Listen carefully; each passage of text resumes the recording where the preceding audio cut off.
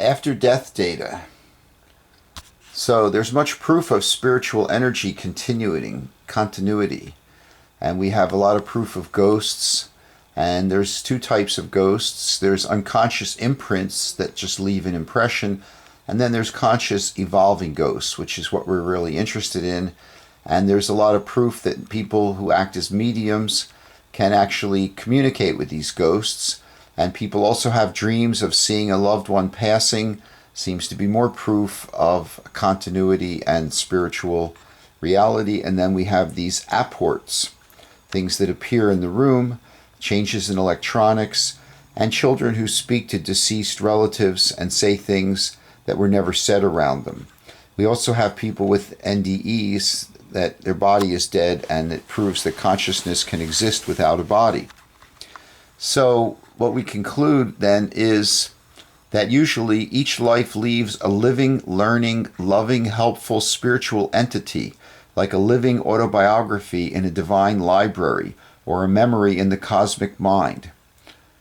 Then the next state, and there also is much data on life between life, which we can talk about another time.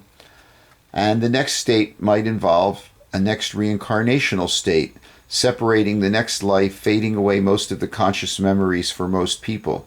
Yet that memory stream still exists. Anyone can gain from attempting past life regression or recall. It does soothe pain. So what we find is that there's also much proof of reincarnation.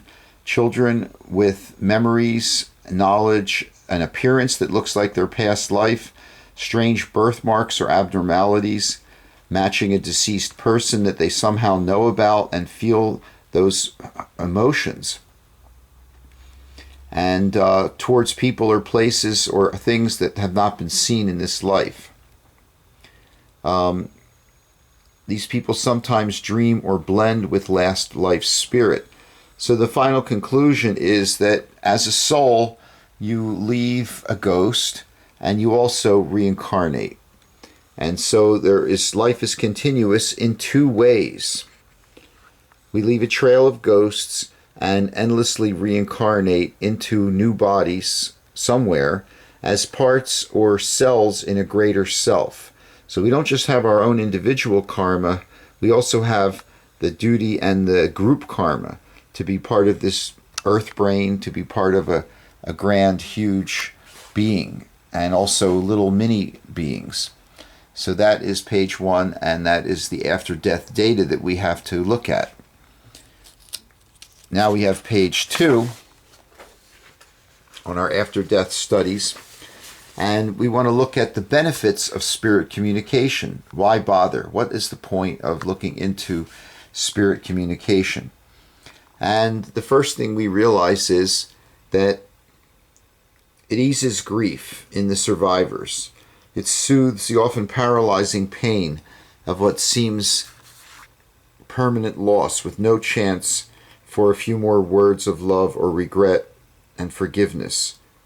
The lives of those left suffering often deteriorate too quickly, and whole families could have all this suffering vanish with the tears of joy that flow so sweetly when some good soul acts as medium to connect and heal these fellow souls from their pain and having to go through that again. We go from grief through peace to a karmic understanding. So that's the biggest thing, and you can see with the people who go to Bachi's Spirit Center and other people who've had ghost communication, spiritual communication, they feel a lot better. So what's another reason to do this? Well, there's also easing the grief of the departed.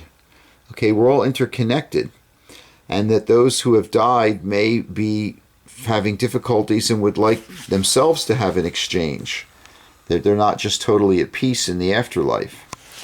So we can also assist the people who are deceased in other ways, with qigong, with music, with dance, with art, with oracles. People have tried to propitiate and assist the spirits of those who have passed We can use the electric fortune cookie, tarot, astrology, I Ching, random song shuffle. All these things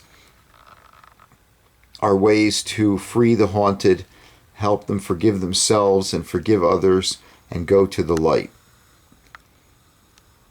So another reason to do these spirit communications is that it may end or reduce people's individual fear of death or fear of others dying.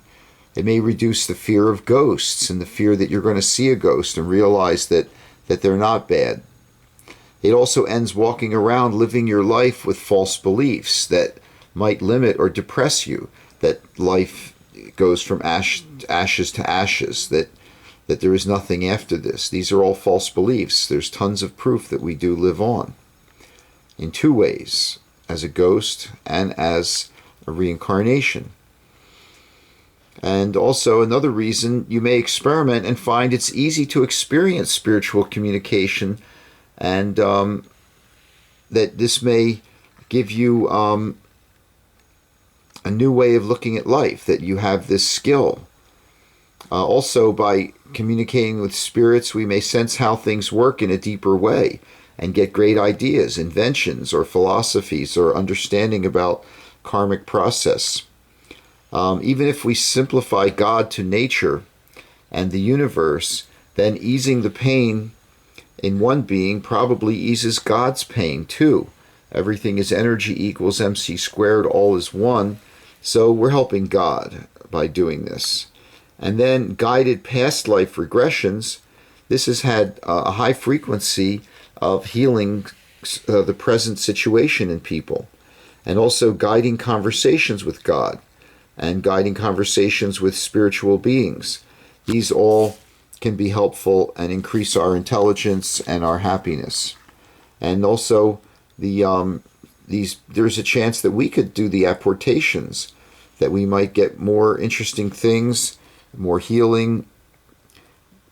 And another reason to do it is it's fun, creative community bonding, that we make new friends and we get a new view of life, and it's got advantages for the mind and community. So, deciding that it is worth doing, then what do we want to do? And that's where page 3 of the After Death. Sharing, surveys, experiences, and experiments. Okay? There are benefits are many, including increased IQ, increasing calm, increasing health, increasing relationships, increasing creativity, increasing miracles, increasing good luck. So I thought we would experiment and experience different size groupings, 2s, 3s, 4s, all, half, left, right, female, male. We can do meditation experiments and feel the key, and even do key chair lifts and use meditation as a prelude. All the people who meditate, who are mediums, all say that meditation is key to getting it going. And we can do satanama, another chants into silence, om into silence, and simple things like arm lifting and simple yoga things to connect us to our bodies and give us peace. So a possible first experiment would be to, with a show of hands, we can see how many people, everyone can try to get a message from a famous deceased person. Okay? And then we can pass the mic and get as many as possible to speak. Maybe on an interesting topic, or to give more persona to the message. After all is theater, and we're all after theater as well. And theater is therapeutic. So we might ask Einstein what his opinion on past life regression might be, now that he's in the spirit realm. We can come up with different questions and write them down and pick from a hat.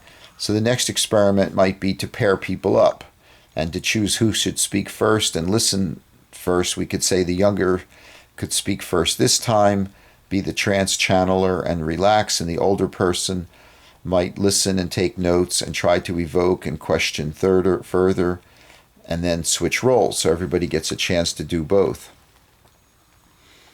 And a third experiment might be try some interesting things.